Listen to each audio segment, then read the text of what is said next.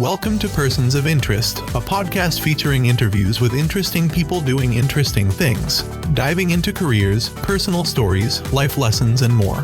Here's your host, Derek Dockett. Welcome to another edition of the Persons of Interest podcast.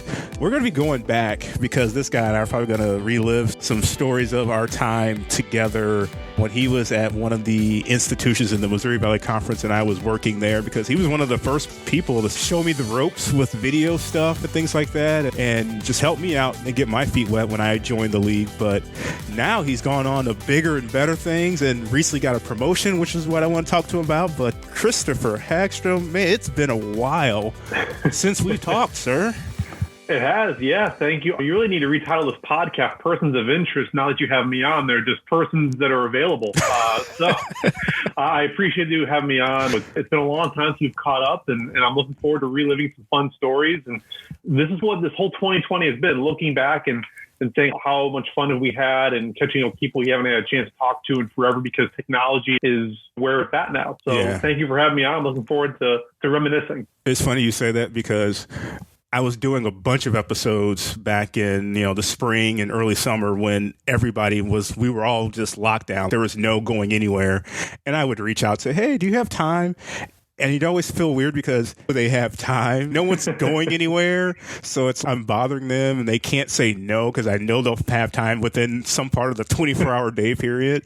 But now things have, quote unquote, loosened up a little bit, not to harp on COVID or anything like that. But yes, it is great to see familiar faces and talk about old things. But I guess let's start off. I'm more curious before I get into your background for the folks that may not know you, that are some of my Twitter followers and podcast listeners. But I want to jump right into your recent news. Congratulations. You've recently been promoted.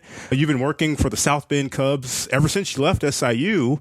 God, what is it, 2013? I can't remember. Yeah, 14. Yeah, okay. My last year the last week was first week of 2014. I left for the South Bend Silverhawks, which was an Arizona Diamondbacks affiliate. So a quick little catch up there is now where in 2015 we became a Cubs affiliate. So it was the South Bend Cubs in South Bend, Indiana, just in the backyard of Notre Dame in the shadows of Chicago. So it's recently promoted to assistant general manager, and it's been an unbelievable promotion. Number one, because I've had a lot of people like yourself and folks that I haven't had a chance to talk to in a while have reached out to me and congratulated me, and it's been almost overwhelming to see all the outpouring of support for this. I tell you what, I never thought I would be still here in the last 7 years now. It's been almost 8 years in this position and being with this organization, but that's a testament to the area, South Bend. I love the area here, the organization with Andrew Berlin, the owner and a minority owner of the Chicago Cubs, Joe Hart, team president, Nick Brown, our general manager. Those folks really showed how much the organization for this promotion, and it's really been an interesting year, but I'm really honored to receive the promotion. I said it's been weird because no one had sports really, and there was no minor league baseball, and that had to be a huge dagger. But you guys were still trying to make the best of it, I imagine, and you working on the marketing and social media side of things. See a lot of the fun Facebook posts and Twitter posts that you and Logan share online, which makes me laugh. I'm like, this guy's still just having fun with it, still doing his thing. Selling winter gifts for the holidays, going out to the stadium, turning on the video board and make something happen. And that's got to be what sort of brought this promotion upon you, because even though things are happening, you've always found a way to make something happen. That's marketing. That's promotions. Your job is still to do something out there to keep the brand alive, to keep things moving in the right direction. But how's it feel? You're in the front office of a minor league team, Cubs affiliate. I know that's near and dear to your heart too. Mm-hmm. Things have progressed in the right way for you along these last few years. Again, when they became a Cubs affiliate, I was ecstatic. Yeah. And that kind of helped solidify my staying here for as long as I have. But to go back to your original point, yeah, it's all about content creation and finding what you can. The series that I just started, the video series, Cubs Unscripted, was literally just an idea that I was bouncing around. Okay, so what else is there going on right now? What can I talk about? What kind of content can we create? And video is king right now. Everybody wants video. We can even get into that from our early 2010s discussions. But one thing I thought of was people don't really know what we do in the front office during an off season or even without a season. So what about just showing some of the most mundane tasks? Taking a TV off the stand, replacing a video board panel. I felt like Bob Vila a little bit by just going back there and explaining what's going on. But people want to see what happens behind the scenes. Some of the other sports social media content creators, Hunter Horstein, for example, who's out there in Myrtle Beach for the Myrtle Beach Pelicans, who is Cubs affiliate as well. We were talking about, just what can we do? People want to see behind the curtain a little bit, see the wizard behind the curtain. And so that's kind of what we do is we give those little peeks back. And then you look to the fun content. You poke fun at yourself for whether it's taking merchandise photos or if you're striping the field or rolling tarp or whatever it might be, trying to have those fun moments and create those genuine moments too. It's not just about what can I script and make it look professional and polished. This is 2020. Professional and polished is out the window at this point. Absolutely. Yes, we'll get back there to these high profile and well-produced pieces. But for now, people just want to connect. Yeah. And so that's what we're doing is creating connections. What's life like working in the minor leagues?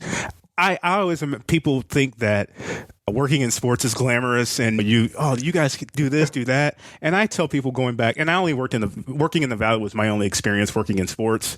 I never expected to. I didn't go to school to do sports marketing, sports media, sports video production, anything like that. I accidentally found my way into it. And boy, it was a rude awakening when 4 people get into a minivan to drive to Carbondale, Illinois, or to Springfield, Missouri, or to wherever to produce a basketball game with a TV crew that's there. And then after that game's over, get back in that van and drive right back to St. Louis and get back at 12:30 at night, and you still got to go to work at 8:00 in the morning. And that was just life. I don't think many people realize that. I imagine it's got to be a little bit more grittier at the minor league level. I'm guessing the term other duties as assigned is not very foreign at the minor league baseball level.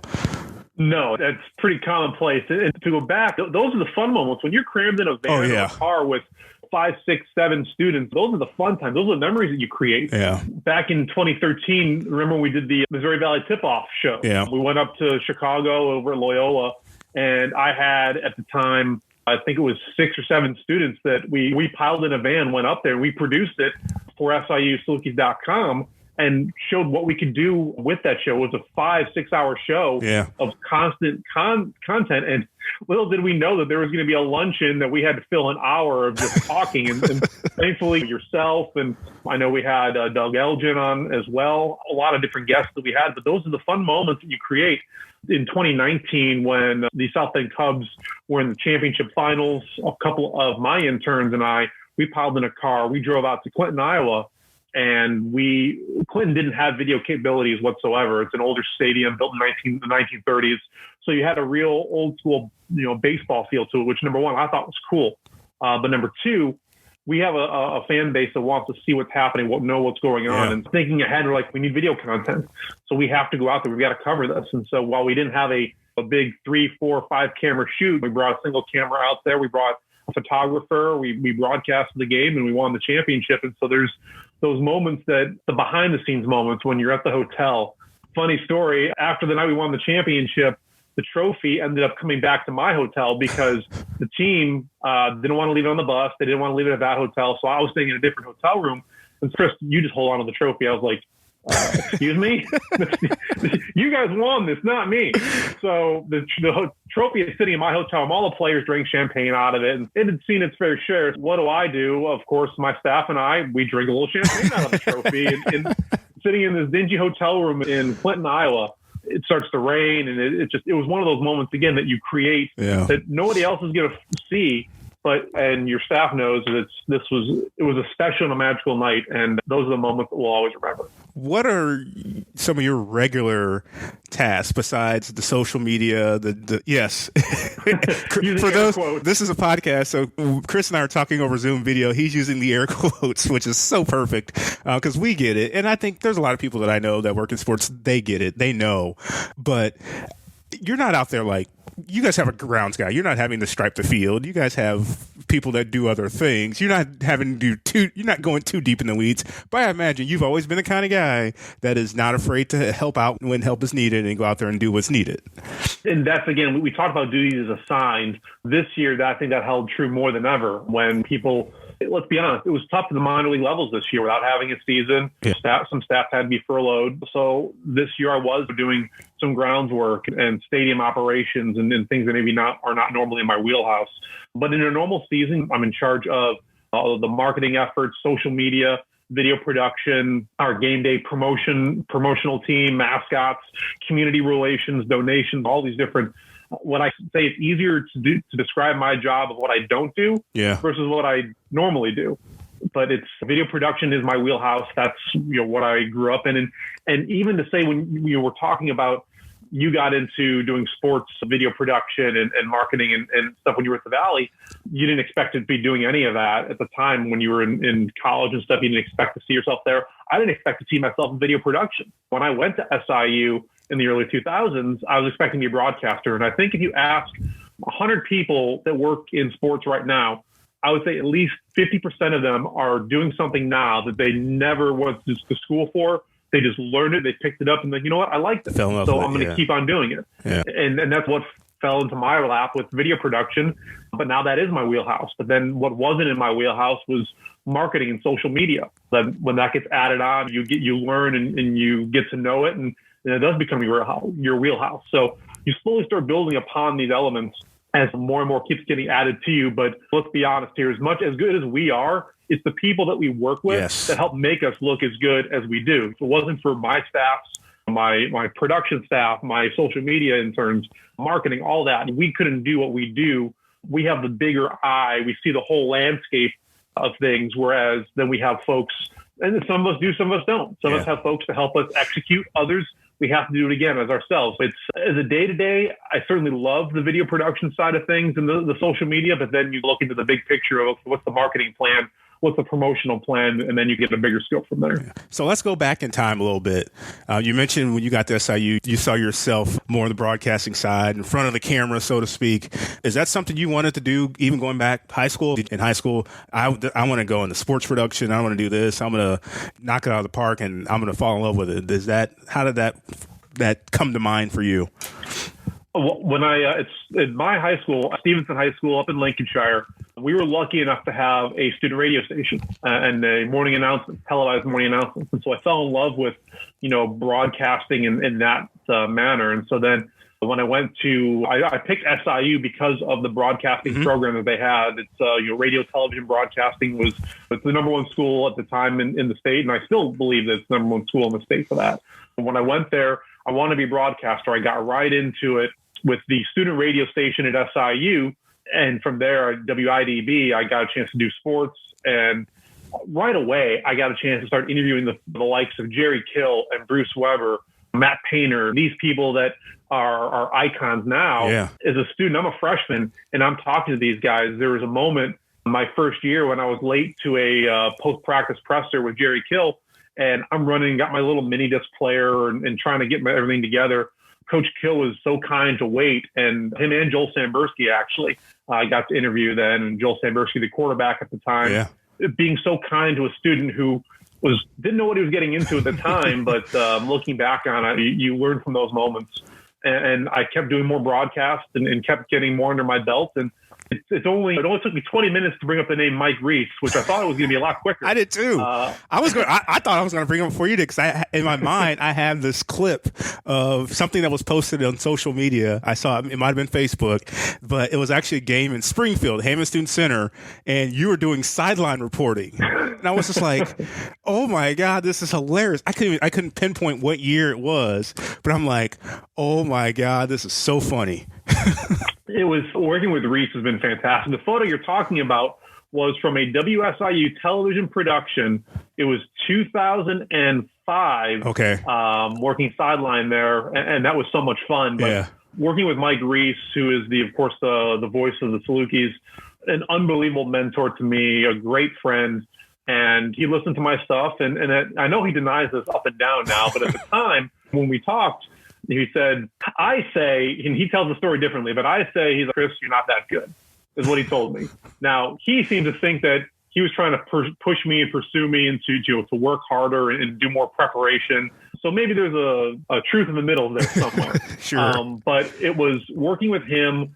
He told me how I have a great knack for the production side, being able to produce these pieces, the radio pieces, the TV pieces.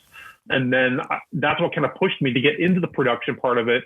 And I extended my stay at SIU by going an extra semester. Could have graduated in 4 years. There was an internship with the Southern Illinois Miners, a brand new independent baseball team at the time in Marion, Illinois, which was just 10 miles east of Carbondale. And so I took that internship in production and learned so much about video production. And the way that was set up was there was no head of video production at the Miners. It was a marketing guy who was a very nice guy, didn't know a single thing about video production. And so it was really the interns running the show there. And then at the end of my internship there, they realized they needed somebody who knew what was going on. And so that's when they hired me to be the director of video production there. But if it wasn't for Reese, and I still got to work with Mike over the next couple of years on the Saluki radio broadcasts, working at River radio stations. So still getting a lot of on-air time to hone my skills to my production side as well as my on-air talent side. But if it wasn't for Mike to help push me into the venue of production, I wouldn't be where I'm at today. So that probably takes us up to about the time when I get to the Valley in about 2010. And when I start working there, I knew what my responsibilities were going to be, but some of the things, and I was completely honest, I had no idea about some of the stuff. Now, I was always a curious technology mind, I guess I'll put it. So always willing to learn about this stuff and see how it works and tinker with it, because to me, computers and technology, who cares if you break it? You put it together and fix it and do it again. It's not a big deal. And you get the people that are afraid of computers or whatever. But I was always like, let's see if this works. If it doesn't work, let's try it a different way. If that doesn't work, it's throwing darts. I'm learning about video streaming from, at the time, the Valley had this group, Webstream Productions, Webstream Sports. And when I first started doing all this stuff, they did everything. We only did the championships at that time. Meanwhile, at the campus level, you guys are producing regular season stuff left and right, some more than others. You guys had the huge control room, which is what I'm building up to, because I remember the first time I went down there and I got the tour of the control room. It was probably about 2012 or so. It was one of the back-to-back years of Mascot Madness championships for Grey Dog. But I was blown away because you guys had something that was just like, it was huge. It was massive. And you guys, I didn't know that at the time that you guys were producing your football games from the control room that was actually in SIU Arena. That was mind-blowing to me. And so you're managing all that stuff. The responsibility, did you feel like, boy, I better not screw it up, because you were doing something for a Division I program that had a lot of success in basketball, mind you, leading up to that point. Of course, it tailed off a little bit towards the end of your stay there. But you're producing content. You're doing the live stream, because at that time, there's no ESPN3. You're producing live streams for the school website, as you said, and every game isn't on. The Valley picks up games here and there for Fox Sports Midwest, or may have a game on ESPNU, but every other game is up to the school. And if not on local TV, then it's on the video stream. And in that time period, people are paying for it. Wrapping all that together in a bow, just tell me how you felt with that responsibility and how you managed, because you also had a great team of students too, as we talked about, and going up to Loyola in 13, but you guys were rocking and rolling by the time I got to the Valley. Yeah, I definitely felt the weight of what we were doing, because at the time, SIU did not have any video boards. They had just built a brand new Saluki Stadium from the venerable McAndrew. Was the original football stadium. McAndrew Stadium, very old, was falling apart basically. And really everything started in 2008 with the Saluki Way project. Okay. Being able to build the new football stadium, renovate the SIU Arena, which is what led into building the control room. And at the time, Mario Mocha, the athletic director, who's now the athletic director over New Mexico State, he had the vision to say, okay, listen, if we're going to do this, we've got to do it right. We've got to build in the video side of things. That's where everything is going towards. These big college venues have video boards, but we can utilize them in another way by utilizing them for producing content. And so when I got there, I got hired away from the minors in 2010, and I had about 2.5 months to figure it out. The first football game was September 7th, I believe. I got hired on June 15th. So I had to figure it out. They had everything was purchased and stuff was coming in, and we just had to figure it out. So that first football game, we were trying to put the finishing touches and everything. Fiber was still being run. Oh, wow. Sometimes the fiber wasn't working. Cameras weren't working. So we were spending these 20-hour days just trying to make sure everything was ready up to the point of football. Now, at the time, football didn't worry me as much. Yes, we were turning the video board on. It was a big monumentous moment to the first video board in Saluki Athletics history. But the one that scared me the most was basketball because of the prestige of the program. Let's be honest. College fans can be ruthless. There's a reason why Reese told me never to look at Saluki Talk ever, because that was the message board, the rabid fan base. You just don't look at those. I guess now that's translated over to Twitter, Facebook, take your pick. Yeah, I don't read the comments, but that's what worried me more was because we were part of it was a basketball challenge. I know we had an early morning game. I think it was like a 9 a.m. basketball game was the first game. And I can't remember who the opponent was, but that was the first game with the video boards on, and we were still having camera issues. And I'm sweating, trying to make sure, hopefully we get to it. Everything runs without a hitch because of, again, the students that we had. They were dedicated. And I go backtrack here. When I first got to SIU in June, the first thing I knew that I had to do was I had to create a partnership with the radio television departments. That was key. Having that student connection was going to be key in creating a class where these students can learn in an environment that's not in the book, that's not theory, it's hands-on training. And that's what the students needed. You can learn anything you want online, nowadays you can watch YouTube videos and pretty much learn anything. But until you actually do it, you just don't know. So to create that bridge with the radio television department was key, number one. And once we created this program, we were able to then get these students with their hands on the cameras, get out there, learn. And so having those students there was tremendous help as well. But I remember there was a day that month when we first opened the arena, we had a Saluki doubleheader. We had football in the afternoon, 2:00 kickoff, and then we had a 7:00 basketball game that night. And because of the equipment that we had 4 cameras. That was it. Between the stadium and the arena, no one really thought, what if you got an event going on? You're not going to have an event going on at the same time. So you only need a set of 4 cameras. The thing is, when you have to bring them over from one venue to the other, and then you've got to connect everything, we were still having issues with the fiber not working. Like you can get it to work from one spot, but not the other. And so you had to repatch. And I was up well over 24 hours that day trying to make sure everything worked. And when we brought all the equipment over, trying to patch it in, making sure you had a good solid signal, you can control cameras. So it's not just getting the video signal that people don't realize. It's also your camera controls, your CCUs, making sure your color looks balanced. So that was a long day in itself. But that first year, there was a lot of pressure, and I thought we excelled very well, and we just kept building from there. And I will say, when you talked about that in 2012, I can't tell you how honored I was to receive those 2 certificates from you of Grey Dog winning the Mascot Madness Challenge. I've got the photo. It's not up here, but I actually have the photo of you holding, me holding one, you holding the other. It was back-to-back. In the control room. Right, the back-to-back champions. I think certainly the first back-to-back champions. We tried for the 3-peat, and I think we ended up losing to what's Panther's name? You and I. TC.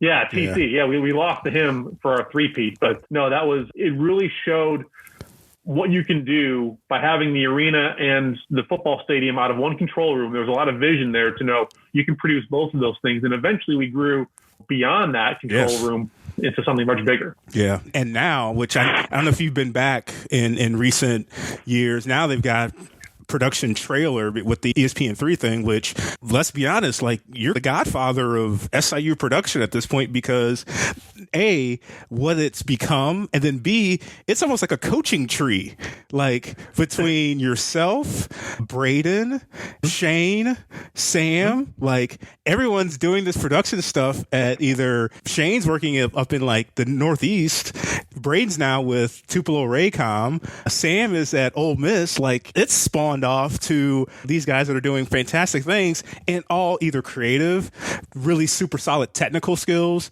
Like those guys, including yourself, like some of the most dependable, respected. I can't say enough about them because even Braden Weems at Evansville, like he helps them get their ESPN3 thing going. And that's why they are where they are. It's just phenomenal because of those guys' skill.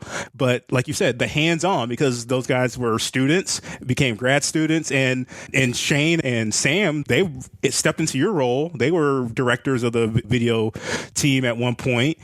It's just phenomenal. So you're like the SIU production godfather, I'd say.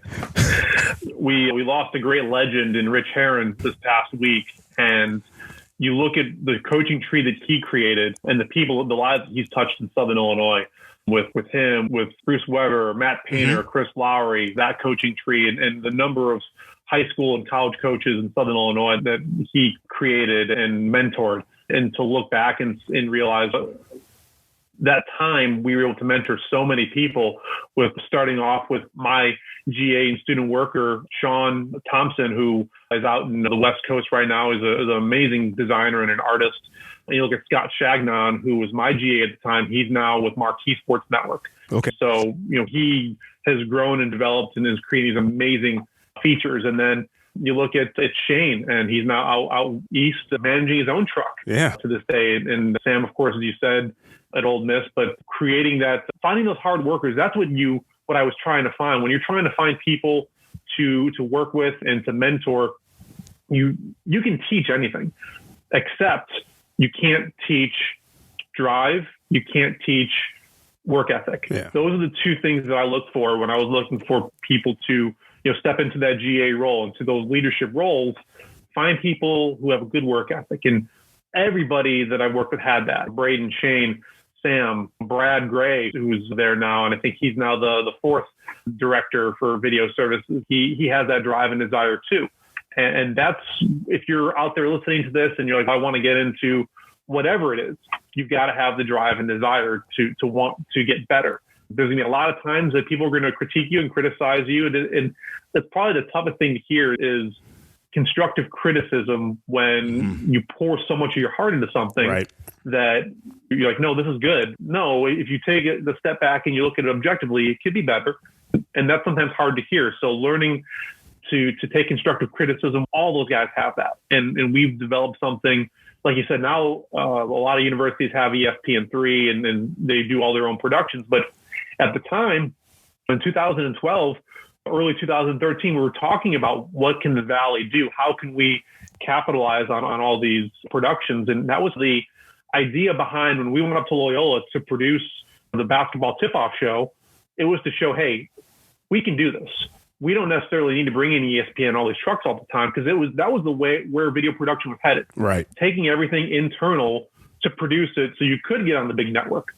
And that's what you see now everywhere else. Pretty much there's a department dedicated to producing everything for ESPN3. And now, of course, the big ESPN3 contract the Valley has. It all started by just a group of students getting together, grabbing a bunch of equipment and producing one show to show the quality student productions can be. Right. When you initially thought about student productions, maybe in the late 2008, 2009, 2010, you think, oh, student production, it's low budget, it's not going to be very good.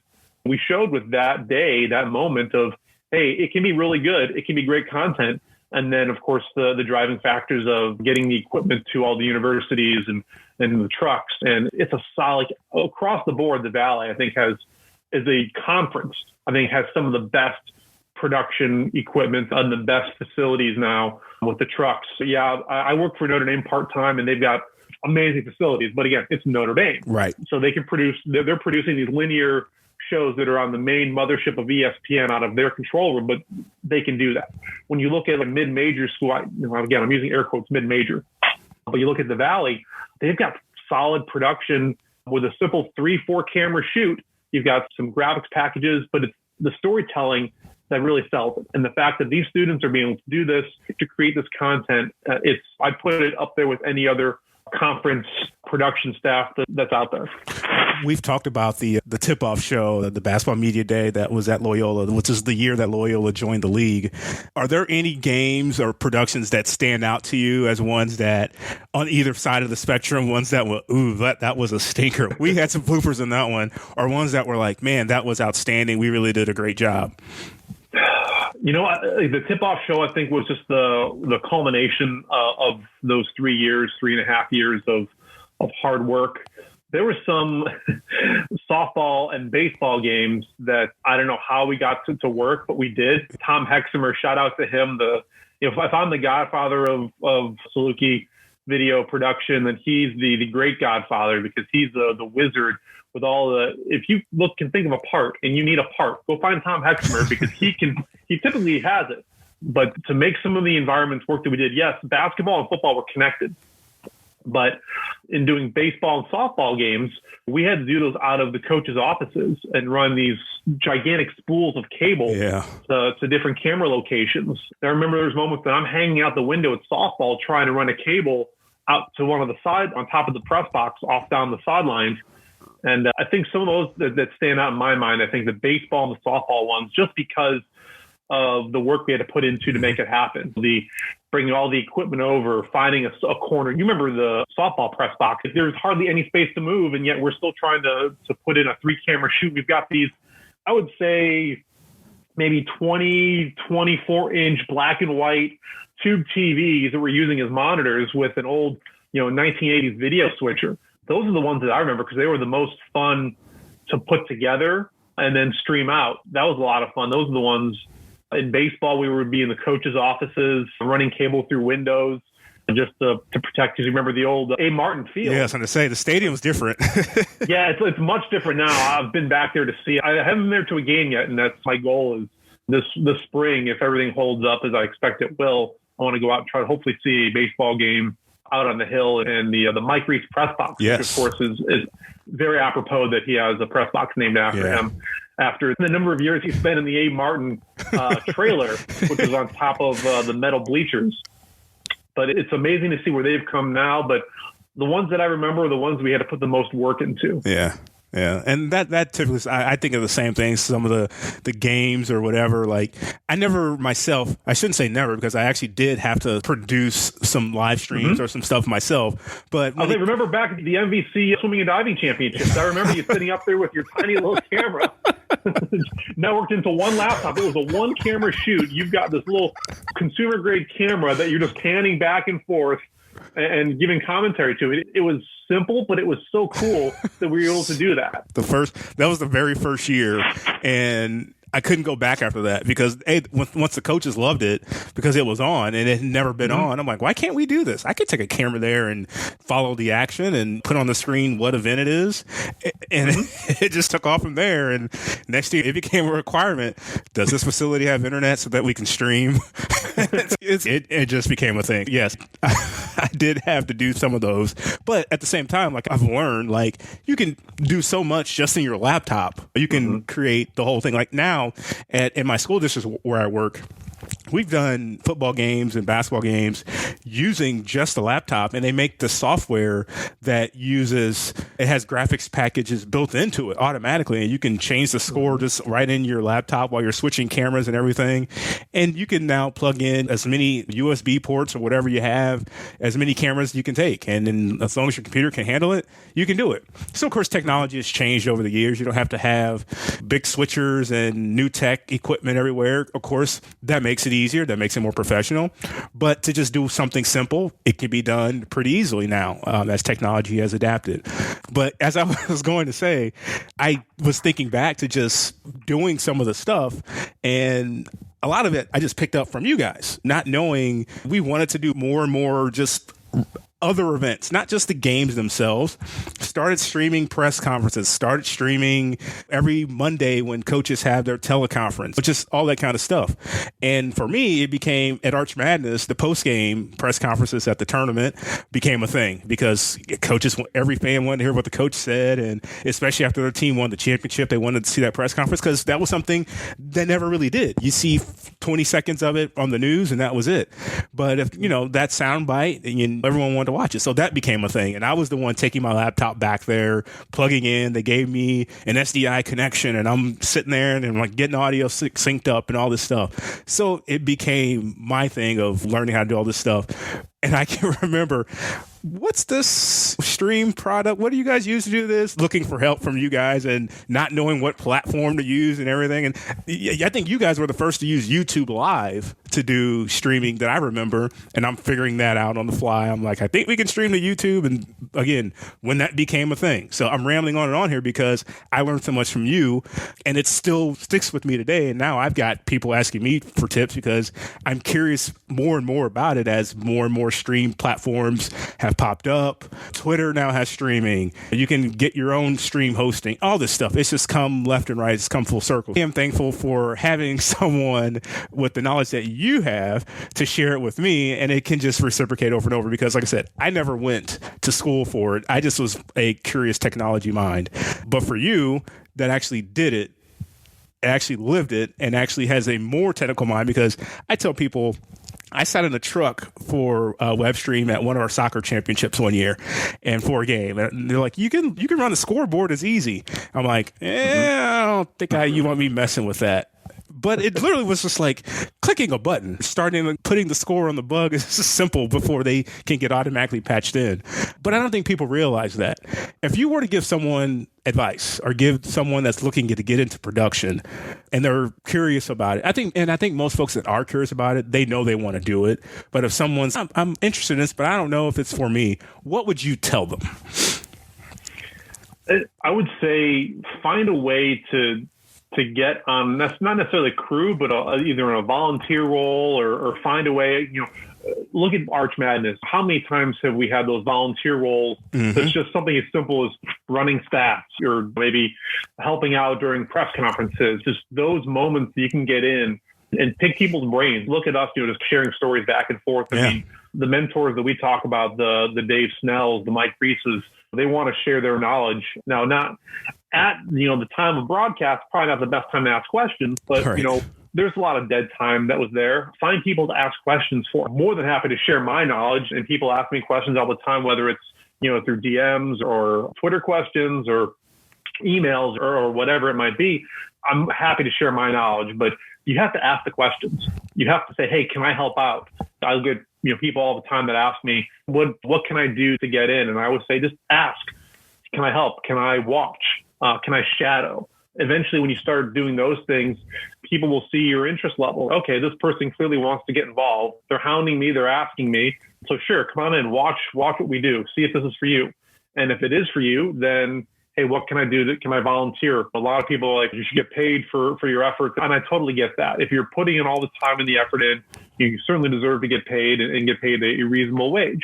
But when you're first starting out, sometimes you just have to say, I want to help out. Where can I help out? Because in a small production like minor league baseball or conference championships, you don't always have the budgets to be able to have these huge productions like they'll have at the ACC or at any NBA, NFL game where they got all these different paid positions running around.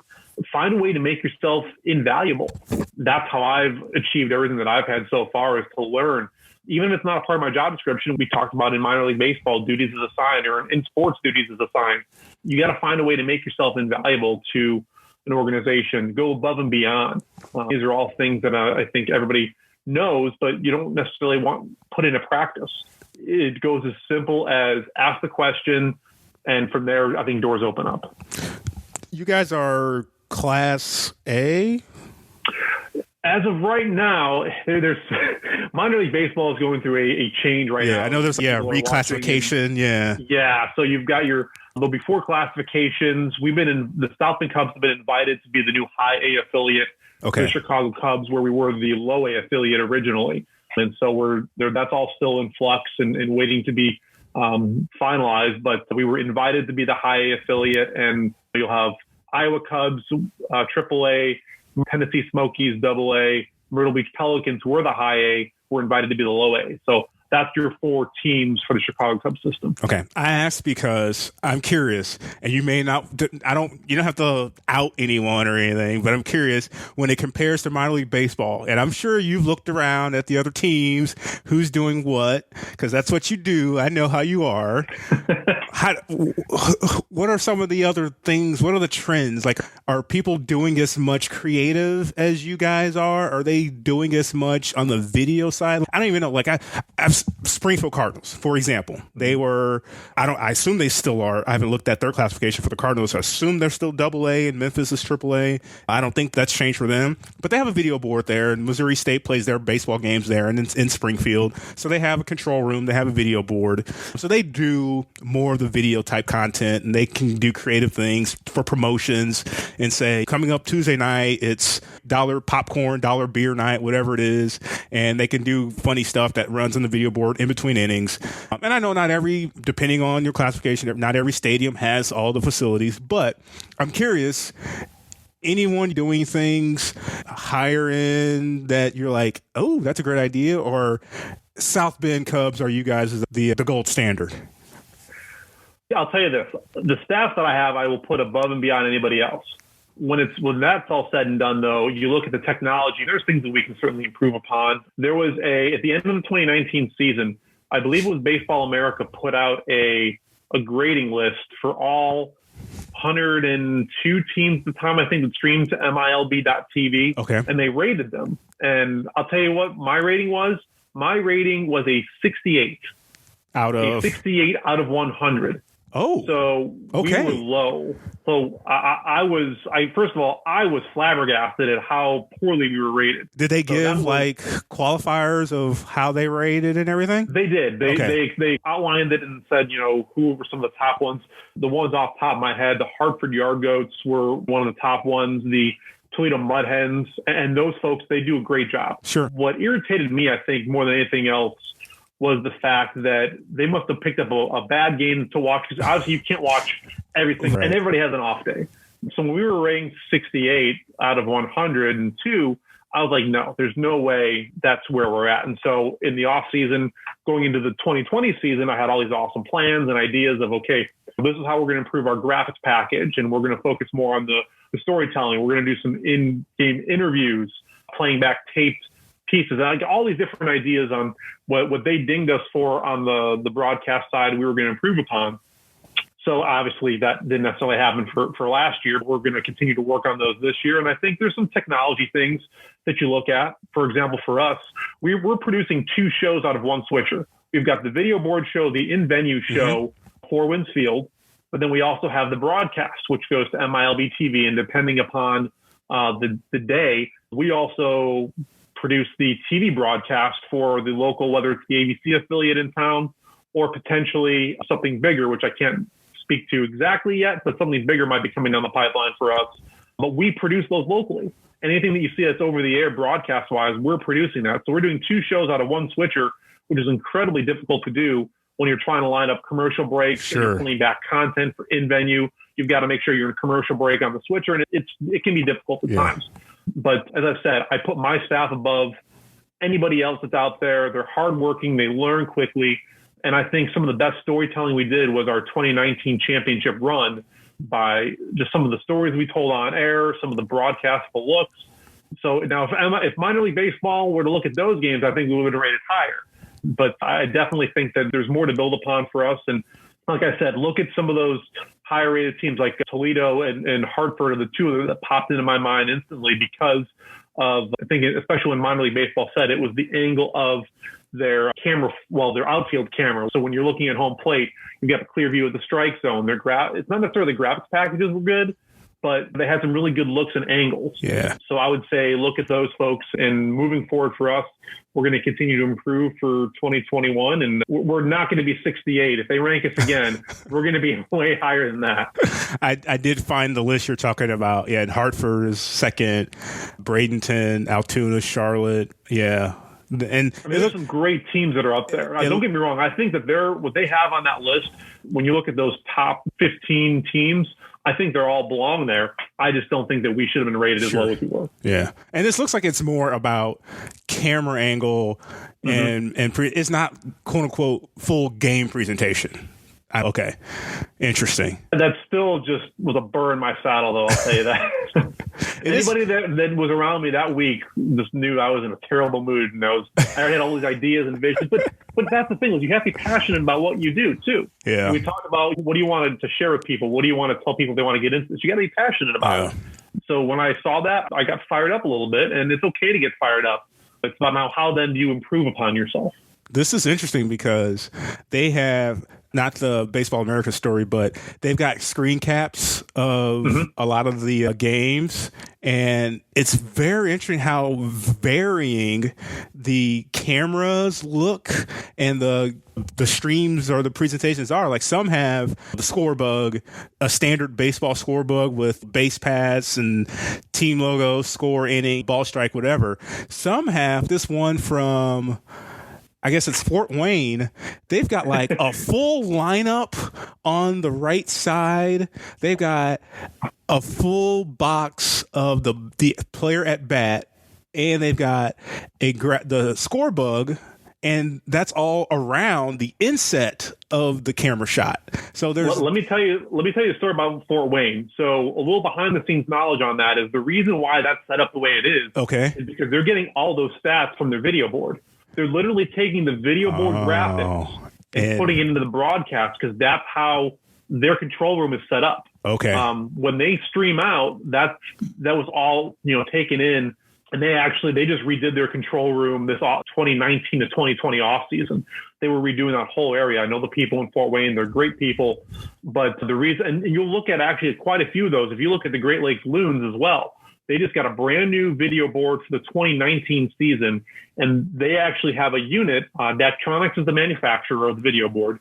They actually got their own computer, which takes the DAC stats, which is how a lot of minor league teams, almost every minor league team does it in some form, and gets their data in that way. Right. Their score bug is just that DAC stats program with its own graphics package through the video board.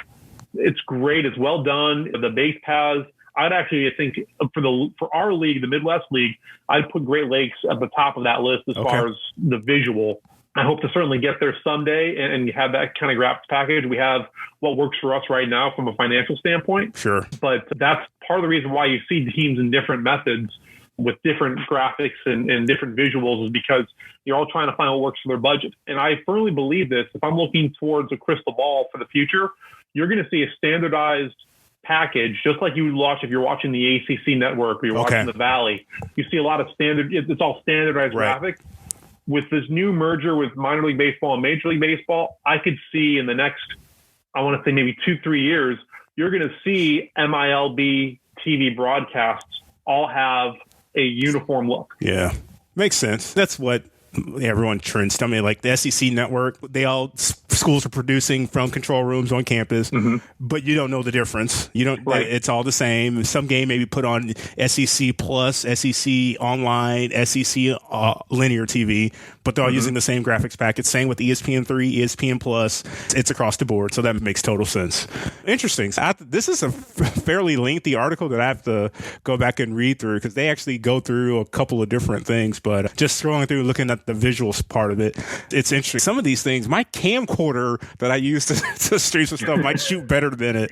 Like, I'm like, I don't know if it's fog or if that's the camera, and I'm like, that one's definitely not fog. That one's got to be like just looks like a webcam they're shooting with or something. I'm guessing it's the outfield camera that you're looking at. Yes. And so it's probably a PTZ camera that was mounted. It's probably completely unmanned, and I bet it was mounted on the batter's eye. Yeah. And so because of where the sun is sitting, and most stadiums, the sun, of course, the sun always sets in the west, but most stadiums, your third base line is on the west side. So as that sun sets, you're seeing the camera angle as that sun is hitting it. Yeah, it looks weird like that. You're right. So that's probably why that is set up there. But we actually toyed with that idea of using the outfield camera. The problem is, number one, the glare, what you get from the sun. And number two, it's really shaky at times just because it's unmanned and the wind hits it, it's going to bounce. Yeah. So we've been tossing that around. We ultimately said, you know what? For what we're trying to do, we'd rather just have a manned camera out there. Learn something new every day. See, that's what I tell people. You never know until you ask the question. So you might assume something, but you never know unless you really know. That's interesting. So yeah, trust me, I'm going to probably dive back into that list. It's been about a year now, so I want to go back in there and make sure our plans are, what can we do to continue to get better for 2021? Yeah, this was published on February 7th, 2020. So yeah, you're right. Yeah. It's been about a year. Good stuff. Good stuff. Are you still running? You may not know this, but you are probably, as I'm sitting here, I'm getting ready to go out for a cold run after we get done recording, but you were probably the first inspiration for me to really get going. One other guy who I follow, he does a lot of student athlete leadership talks. He runs, but probably twice a week. But you went like hardcore, and you were doing like I don't know if you're running 7 days a week, but definitely multiple days a week, and you're running in the stadium. Then you're like, I'm going to sign up for this 5K. And then you start doing it. I'm like, wait a minute. If he can do it, Chris is going crazy. And then it just became a huge weight loss for you. What's 2020 been like you for running? Because I know I was going to share where mine is, because this is probably going to be my last run for the year today because of the way the weather's looking for the rest of the week. But I'm curious, since you were my original inspiration a year and a half, 2 years ago, when you started, where do you stand now? First of all, I'm honored that I was able to inspire you like that. For me, it was twofold. Number one, I saw a photo of myself and I didn't like what I saw, to be quite honest. We all should have positive body imagery, and for some people that works for them. But for me, I was like, I look back at photos now and I can't believe that I ever got to as large as I did. I think at my most I weighed between 260, 265. I'm now down to about 180. After the holidays, probably 185 now. That's an excuse. That's built in. Holiday weight. But the second reason why I really got into running was we were going to do an office 5K together. A bunch of us were going to get together and run a Pause for a Cause 5K. And so I'm like, I've got to get in shape. I've got to be able to do this. I've got to find time. And so I'd find maybe a half hour, maybe 40 minutes during the day. And on game days, I just never get a chance to leave the stadium. So I'd run around the stadium. And in order to really commit myself to it, I have to post every day about it. If someone can hold me accountable, they were called accountability posts. So I get a photo every day. And eventually, as I got to day 10, day 20, people that were cleaning the stadium or around the stadium, if I wasn't out at a certain time, hey, Chris, are you not going out for your run today? And like, I guess I have to now. And so I think I got up to about 75 or so days straight. Wow. To keep, running. So it was every single day, whether it was a game day or not, or I'd always go to the stadium because that was where I felt the most comfortable. Sure. Just running around there. And so finally the day came up where we're doing that 5K and no one had signed up for it. I was the only person that actually, from our staff, that signed up for it. Of course, it was the hottest day of the year, and it was an off-trail run. So I've been so used to running on concrete. Yeah. I wasn't used to running a trail. So it was, my time wasn't great, but it started me on that path. And then I did a Disney 5K when the winter meetings for baseball were at Disney. I did the Race to Wrigley. Yeah. I was going to do it a couple of times. Obviously, this year was virtual. I'm not as hardcore as I was about it. Okay. Because I'm finally at a point where I'm happy. I'm comfortable with my weight. I'll probably end up going out either for a run or a walk today. We got 13 inches of snow on Christmas. So we had a Christmas snow. It was great, but not running weather. Do well for, not running weather. Awesome. But I appreciate that. And other people told me the same thing. Look at Sam, actually. Yeah. Sam the same way. He wasn't comfortable with where he was at, and he started running too. And now he looks like a totally different person. Absolutely. Yeah. I had no idea. For 25 plus years of my life, I hated running, and I would do anything to get out of it. I'm like, the only way I'm running is if there's a ball involved and we can go shoot basketball or whatever. Mm-hmm. That's how I'm running. But something clicked in like 2017, 2016, whatever. And it became, I can't play anymore. The guys I play with don't really get together.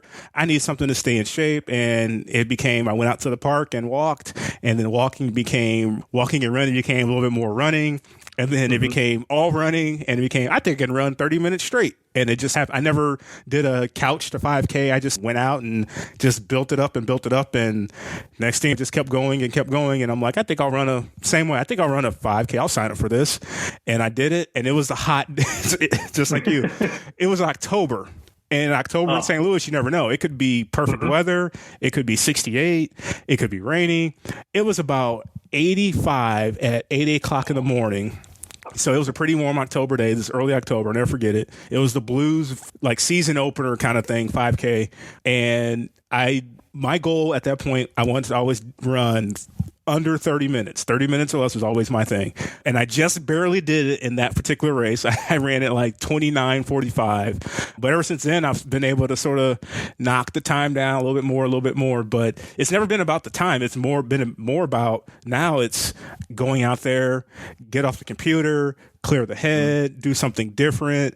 And at the same time, like I never didn't do it to lose weight or anything, but I definitely feel more healthy about it and heart health. And I don't feel tired after doing simple things because I can go out and just, if someone says, hey, you want to run 3 miles, I can do that. Now, if it's a 10K or something longer, I'm like, okay, it's a little bit more of a mind thing. But yeah, you posting about it constantly, and I didn't realize you were doing it that frequently, 75 straight days.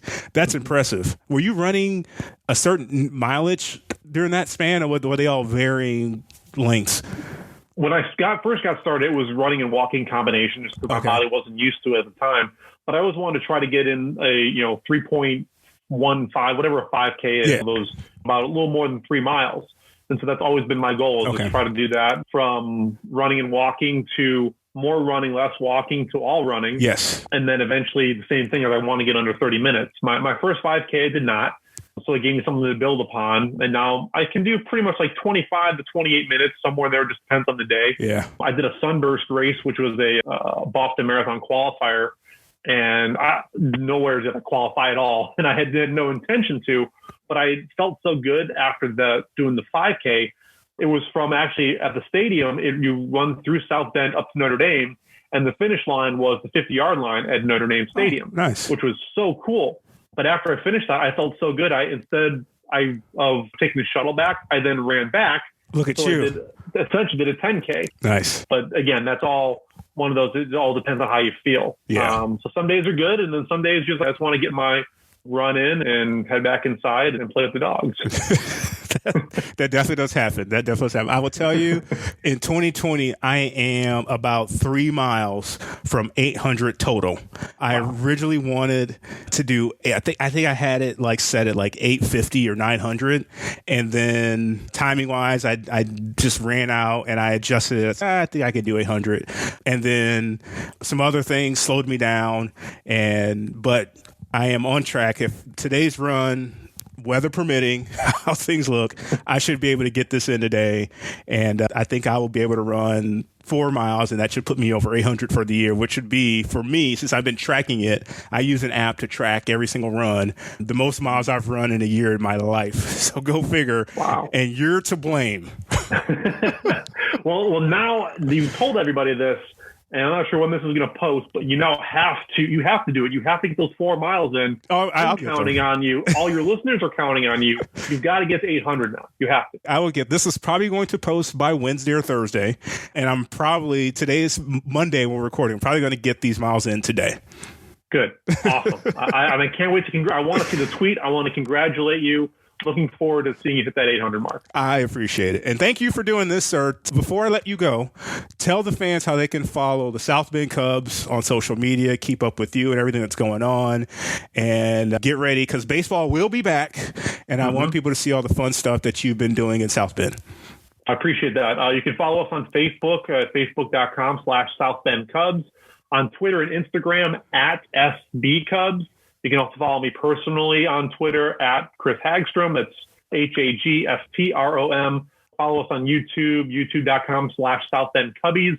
Tons more content coming in 2021. We're looking forward to doing more interviews, more things like this, where you're talking one-on-one in podcast form, but more video form, more storytelling, and a few hijinks here and there. I was curious. I went to the website and clicked on team and front office staff and assistant general manager. That's a heck of a title. That's pretty cool. I still think about it every day about how cool it is now to be an assistant general manager for a Cubs organization, living my dream at this point. And it wouldn't be possible, again, everybody we talked about in this podcast had a hand in helping me get here and continuing to help me get here. But the person I didn't thank for 10 years of putting up with me is my husband, Zach, who is there for me time and time again. He puts up the schedule. He makes sure I've got a hot meal when I come home. And without him, none of this would be possible. Got to have support. We all got to have that support system. Absolutely. Chris, thanks so much, man. This has been fun to catch up. I am so proud of you, man, because I will gladly admit, and I know I told you this before, that day when you sent that email that you were leaving, it was like, what? He can't leave? But you just continue to impress and do great things. I'm so glad you're somewhere where you love it. You've found a home. And gosh, one day you might be doing this for the Cubs, who knows, or some other major league team, or maybe as the GM, you might be making roster moves for somebody. I don't know. That's what general managers do nowadays. Thank you. I certainly hope to continue bigger, better things. And the most important thing is to have fun while we're doing it, right? That's right. That's right. That's the most important. Thanks, man. This has been awesome. Thanks for listening to this episode of Persons of Interest. This podcast is a personal project with the goal of sharing stories that might inspire others to create their own path. If you enjoyed this episode, please leave a rating and review on your favorite podcast platform. If you have a guest suggestion, you can reach Derek on Twitter @bdockett. This has been Persons of Interest.